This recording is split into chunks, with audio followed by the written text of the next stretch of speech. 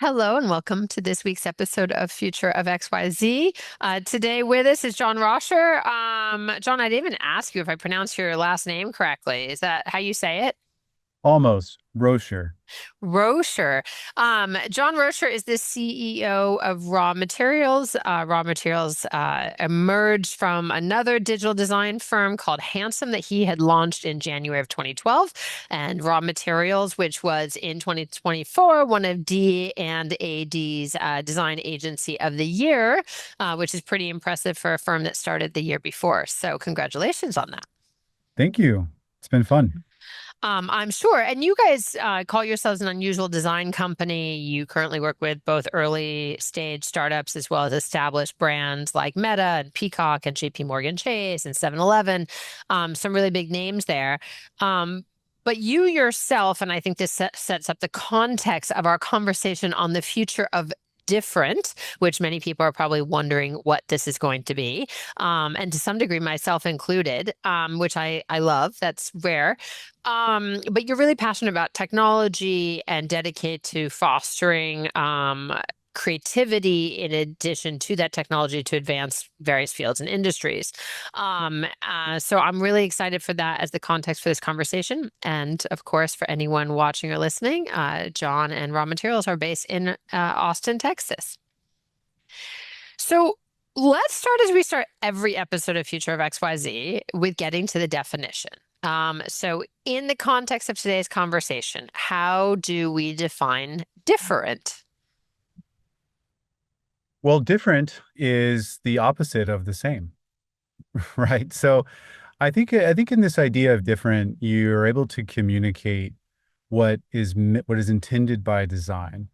And so design is aiming to change the state of something. You can make a thing, you can change a thing, you can change the way a system works, you can make a new tool or toy. Um, and design is aiming to make things different. I think that uh, both from a strategic perspective, we like to say that when everything is the same, different is the greatest opportunity. So as I think even when we talk about humans, we like things that are different. We're attracted to novelty. We're attracted to things that stand out. Um, and I think that, bringing it back to design, I think that's the power that design has. The dictionary, when I looked it up, John says different is either not the same as another or each other, meaning it's unlike in nature and form or in quality, or, and of course, the dictionary always gives you basically synonyms, distinct or separate. Um, those are two a little bit different things. I think the unlike in nature, form, or quality is what you were describing, but distinct or separate is something else. Does this resonate? And if so, why or why not? Yeah, it does. It does resonate. I think for one, nothing, no one, I mean, certainly people, and we understand this, right? But no one thing is ever the same than anything else. I think no one thing is the same as it ever was before either. Just the arrow of time affects the state of things.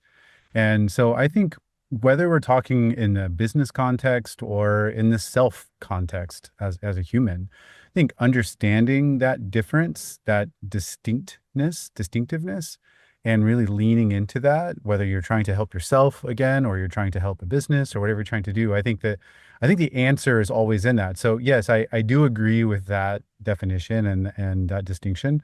And I think that one is probably where the most power is.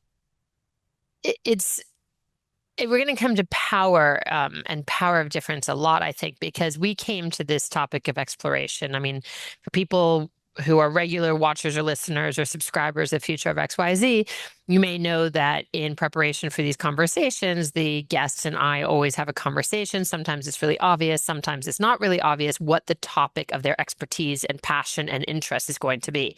And John, you and I could have had lots of different conversations today, and we land on the future of different, I think, largely because this was an exploration of your work and your approach to things. I think your agency, Raw Materials, describes itself as quote unquote bringing together bold and ambitious company leaders and the best creative talent in the world to design and build products founded on the power of difference. You just talked about it a little bit in the design context because you're a design agency, but go a little further, talk about like how you came to that. Well, simply we we were discovering, myself and the other people that I started the company with, Pablo Marquez, Jennifer Allen, were looking around both like I say internally at what we as individuals wanted to do, kind of giving ourselves this blank check or carte blanche on let's build a company that we think should exist in the way it should exist, with full permission to do what we think should exist with our skill sets and the way we want to contribute to the world. So that was like a very internal, introspective look at things. And within that, we want to make great things. We want to make things that are better than what exists before. And then, which is where different comes in, um, because in order to be better, you've got to be different. And then we looked externally and said, wow, there is this field that we grew up in and that we spent our careers working so hard in, this field of design, uh, had largely, way more than we were comfortable with, had its, as I call it, has it had its soul sucked out of it, had the creativity sucked out of it. And design, which is the biggest, source of making things for this world, had turned into this programmatic, systematic, formulaic, just paint by numbers, just get it out there and scale it, make it work faster, faster, faster, cheaper, cheaper, cheaper. And that's where design had headed. And so as we looked around, we saw sameness everywhere. And we wanted to make the world better by putting things out into the world that were better. And there's different right there. That's where it came from. And I mean, what you're describing then is, I guess, about creativity, and it matters because it's about creativity. And in a world that kind of, I mean, I love the color by numbers statement because I've said I stopped on the marketing track because it became color by numbers, right? I mean, all this performance marketing is not brand building, right? It's a very different thing, and somehow it started getting optimized for efficiency versus creativity. And I think you really lost the soul of something in branding. That's very fundamental. So, in your opinion, what you've just described is different in some ways about creativity. 100%. I think creativity is how you create something that is different, and different because it's better. I think that my definition of creativity is kind of novel and appropriate. The ability to create something that is both novel and appropriate, and to the maximum degrees of both. And so I think that novelty is key to that. And I think that's, at the end of the day, I think that's the superpower that humans have. We can imagine a thing that doesn't exist, and then we can evaluate, this design. You kind of imagine, and then you create some criteria. You imagine things that might live up to those criteria, and then you can evaluate all the different ways you want to evaluate how much it does live up to that criteria, and say, that's pretty good. What if it was better? And then you go do that process. I mean, that's design, right? But that's the creative process within design. And so I think creativity is, I think difference is the strategy, to create something that's successful at whatever you want it to be successful at. And creativity is the means to the end, is the thing that you use to create something that's different, and that's different because it's better, and hopefully the best. I want to talk. I mean, there's so many threads I can always pull on, but there was a lot in that, John. I'm curious. Kind of two pieces here. Like in reading your bio, it says that you became enamored of technology early on after discovering the power of the internet to create and connect the world, and you were teaching yourself to code at a young age. Was there something very specific about technology and specifically the internet that fueled your imagination and got you to this place? Well, yeah, probably so. I mean, I think at the very least, at that time, which was kind of late 90s, very late 2000 timeframe. It was very new. And so it had that novelty built in already. It was magic. And we had never seen anything like it. It was making its way into the home. And then I think on top of that, it's a medium that is uh, arguably or relatively easy to create on. Um, not that it's not that it's harder necessarily to spin a bowl. Um, you can do that probably a bit easier, maybe, but to create greatness within a body of work in pottery is a lot of work. And it has this permanent, hard kind of nature to it. Whereas the internet, you could make some JPEGs or some GIFs, write some code, put it up on whatever hosting back in the day there was, and the world could see it and it could interact with it. And that was, and just in my opinion at the time, much more easy. I just found it was novel, it was magical, and it was actually a relatively easy outlet for that. And I guess in hindsight, right time, right place, because it ended up being a pretty big deal. Yeah, just a little bit of a big deal. Mhm. In that same time frame that you're talking about, Apple had a very iconic tagline, which ran from I think 97 to 2002. It's funny because I looked that up because I was like, when did they stop using that? I feel like, for those of us who grew up in that, it feels like that is still used. I mean, when I think of Apple, but it wasn't. It was the Think Different campaign tagline, and it was during their successful comeback under Steve Jobs. And that tagline really was about encouraging customers to embrace unconventional thinking and challenge the status quo, much like, Apple's innovative ethos suggested it was at that time. Do you think that that tagline in these formative years of your life, I have no idea if you were an Apple guy or not, or if you are still, design would suggest probably, but do you think that had any role in your embrace, either of technology, of becoming a brand, and design guy, or even moreover of like celebrating different? The reason we're having this conversation today. I haven't thought about it in such direct terms, but I would say so, yes. I think at the very least indirect, I think there was a vision there that that computing and the internet could be for more than just crunching numbers faster.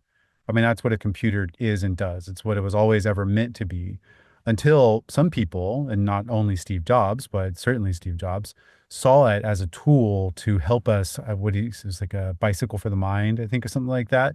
It was a tool not so that we could do math faster, but so that we could be creative. It was a tool to kind of get creativity out and to make things that that moved people emotionally. And then, of course, if you move people emotionally, you can monetize that. So it is a tool for business and productivity and things like that. But I think coming at it from a much more human perspective, which, humans are creative beings, I think made a lot of sense. And I'm sure it did inspire me. Yeah. You, you were a Marine before you were a designer, or maybe in between, or you always were a designer and you just happened to be a Marine in active duty for a period of time around the same era. Do you think that that experience helps shape and inform your appreciation both of creativity and perhaps also of this idea of celebrating difference? And if so, I'm really curious how. That's a great question. No one's ever asked me that before. I think they usually ask the veteran and the Marine experience question in the context of just business. Are you a better business person? And that's a fine question, but I like the question you've asked.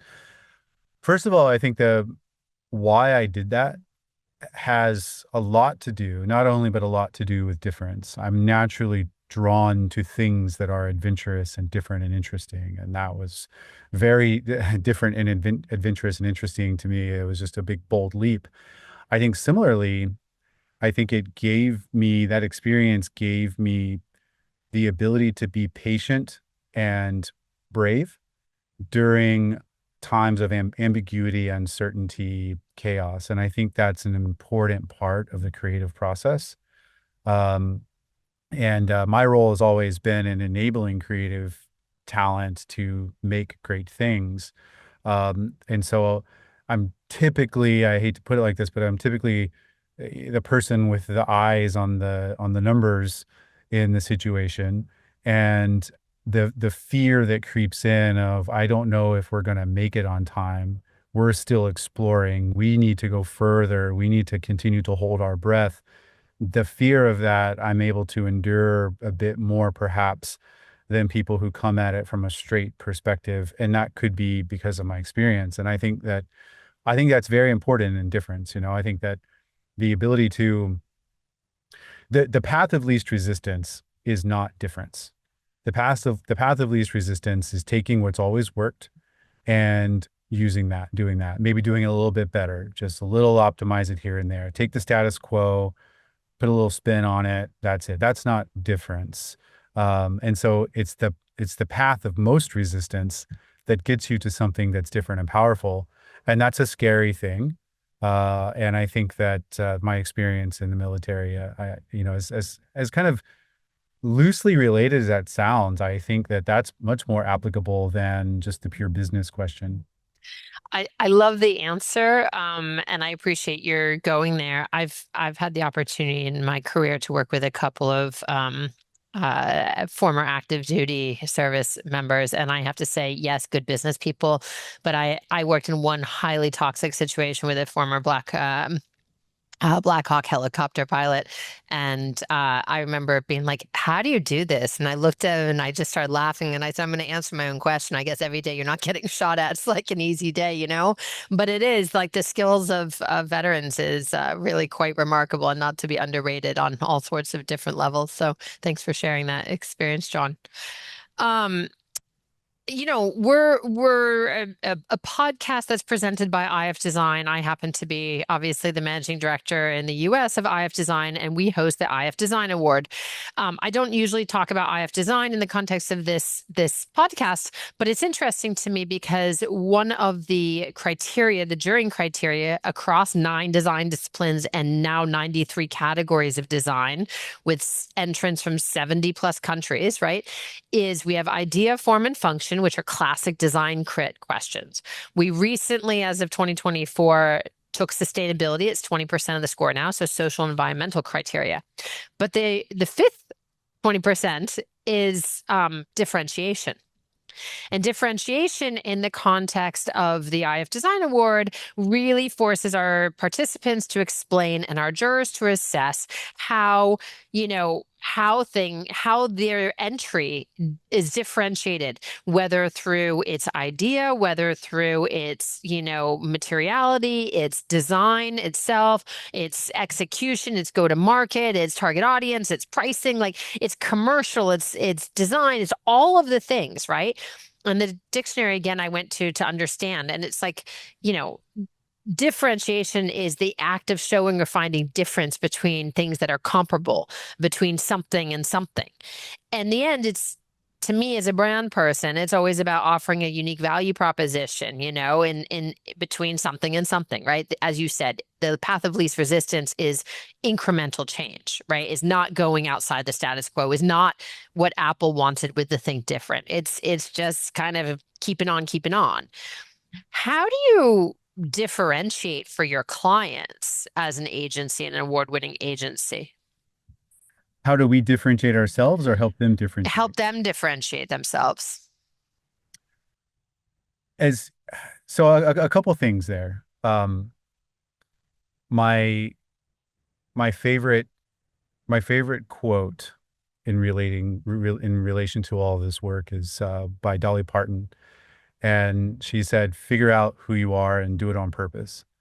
And I think that to me is the mantra for strategy. Um, and that's how we help our clients.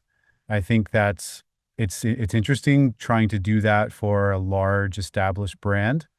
And the difference between that and helping to do that for a startup, which we work with both.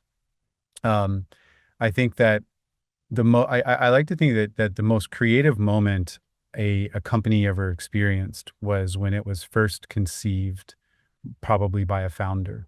There was that things should be different is that kind of moment, right?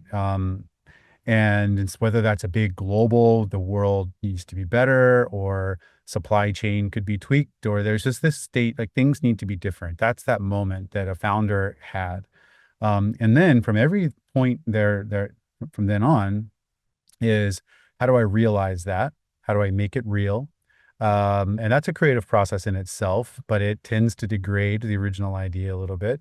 And then you have to go into how do I scale it? How do I produce it, scale it, optimize it, sell it? And all of that tends to degrade and take you away from the original core idea.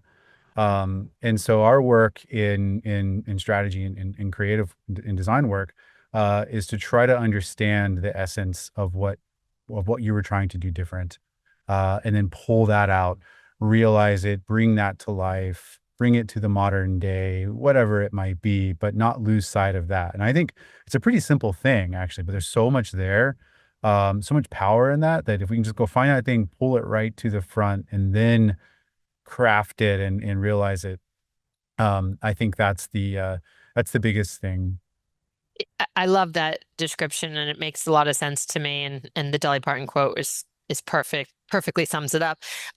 Do you, however, feel the differentiation, especially in a world where commodity is, also wins or second mover advantage is real, et cetera, right? Do you feel differentiation is both always possible and also always meaningful? Yes, I do. I do. Yeah. Yeah. Um, yeah, I mean, I think the most authentic thing and I think that authenticity and just being real is always going to be the most powerful thing. I think there's ways to do that. Like, if you're a second mover, for example, there are ways to do that that don't have to be self-deprecating. You can call yourself the second mover, although that might work. People might find that cute. Um, but I think that, yeah, I think the short answer to your question is yes. I think it's always possible, and I think it's always valuable. It's just it might not be easy, but if it's hard, then it's probably worth doing. If it's hard, then it's probably different because back to the point of path of least resistance is what everyone else is going to do. If you put the hard work into figuring out how to be authentic, how to be different and differentiate, even especially when it's hard, then I think there's gold there. I think it's the most, back to what I said in the beginning, when everything is the same, different is the greatest opportunity. It is the most powerful thing you have. And so, again, I'm repeating myself, but um, if it's hard to do, Mm. therefore, then you should really investigate that. You should really follow and pursue that because then it means that it's less likely that other people are doing it. Well, I'm gonna quote another iconic music personality, someone we lost way too young. Again, coming back, we seem to be in this like late '90s dance here. But Kurt Cobain famously said, "They laugh at me because I'm different. I laugh at them because they're all the same," which I love, and that's of course about authenticity and such. I mean, this may be about creativity and it may be about design and it may be, kind of about all sorts of things, John, but the dance between standing out and fitting in is a complicated one when you start talking about people and society and roles and norms and all of this kind of thing, especially for younger people. I'm not sure how many younger people actually listen to Future of XYZ, but there are probably a lot of parents and grandparents and aunts and uncles and sisters and brothers listening. I'm curious what advice you'd give to young people about being different or different, just being just different, the future of different. Um, and maybe it's especially true, or maybe it's not especially true for creative young people. Well, good question. Hard question. Um, I don't know that I'm any more than anyone else qualified to answer that, but I think that everyone has something. So I think that everyone is inherently creative. I think this notion that some people are more or less creative, I don't really buy that. I think that people have a human amount of creativity, and then you have a whole bunch of other things that get layered on that, good and bad, that elevate it for some people, diminish it for other people, whatever. Um, but I think that everyone has that within them. So everyone has the ability to make things different for the world, for themselves and for others, for the world. And so I think it's just about figuring out what that is for you. And I think that can help you. That it's not quite your question, but I think thinking about things like that can help you rise above a question of comparing yourself to other people. If you kind of think about, well, what is my way to create and make a difference? And no one's saying it has to be huge. It's just period, brush the sidewalk off. It's like make the world a little bit better. It'll make the world a little bit different as a true expression of yourself. If you figure out how to do that or what that is, the best way for you to do that, and that can change over time in your life. I only figured it out a few years ago, which is why raw materials exist now. Um, and I think that will just completely change the conversation inside your head that has you comparing yourself to other people and has you comparing yourself to yourself and the way you want to make an impact. I don't know if that really helps, but that's how I think it certainly helped me a lot. I think it's all helpful, and it's funny. It's never come up in a. I mean, sometimes in these conversations, you'll ask like, "Well, what's the future of like the talent development look like on such and such topic?" But there's never been a topic that aligns and allows itself so well for like kind of like thinking about younger people to kind of embrace an idea. So it was fun. Um, Last couple of questions. And these are two that I always ask everyone, John, and it's maybe a little tricky in this case. If people watching or listening to Future of XYZ today and the future of difference want to learn more, are there like one or two iconic references or experiences or works of art or something that you think really kind of like sum up like different that you want to refer people to? Yes. I've been thinking a lot about this. Well, it's in the news a lot lately, and now we know why. That Johnny Ive has been, who's the designer for Apple for a long time, has been more vocal and doing more interviews. And as of I think last week, we found out why, with the news of OpenAI acquiring him and his company. Yep. Um, but leading up to that, he had more public appearances than he has in a long time. And he was being interviewed by Patrick Collison, who's the founder and CEO of Stripe.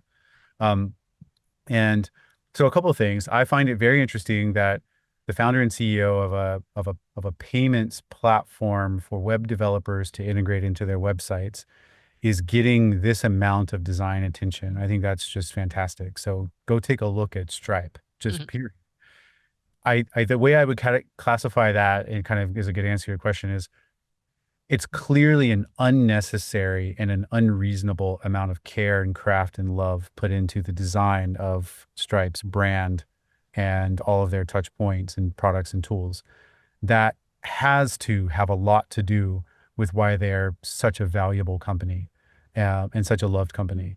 I think that unnecessary level, that again, path of least resistance, right? Like it's different. They stand apart from everyone else in their field.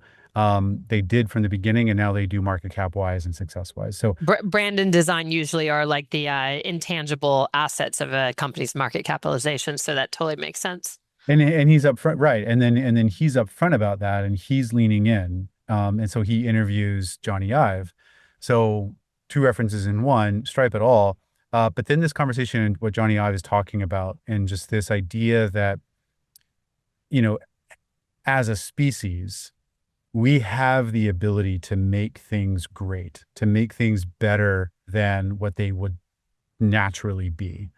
And if you don't do that, it's kind of like, you don't think you use the word disgrace. I don't know that he probably a softer word, but we deserve for everyone who's making something to put the effort and love and intention into making it great. And I think that as a comment, as a sentiment. He said it better than I did, and he's got a great accent, and it's a really well done interview. I would go listen to that, and the ideas that he puts forward as to why he has done and is doing what he does. It comes from such a strong, kind of heartfelt place, and I think it really aligns close with humanity and creativity. And so I would look at that, and then I would also just use Stripe as an example. That's super cool. Thank you for that. Okay, John, as we wrap up, final question. What is your greatest hope 25 years in the future? So 2050, so crazy, for the future of different.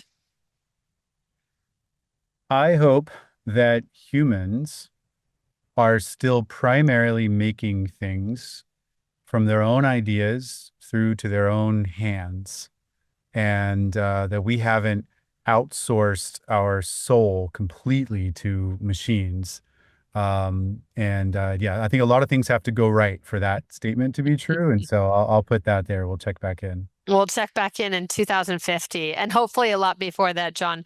John Roescher, thank you, CEO of Raw Materials based in Austin, Texas. Thank you for this inspiring and intriguing conversation about the future of different today on Future of XYZ. Thanks, Lisa. This was fun. For everyone watching, you can also leave us a 5-star review and subscribe anywhere you get your favorite podcasts. And if you're listening and you didn't know you can watch these interviews, they're available on YouTube.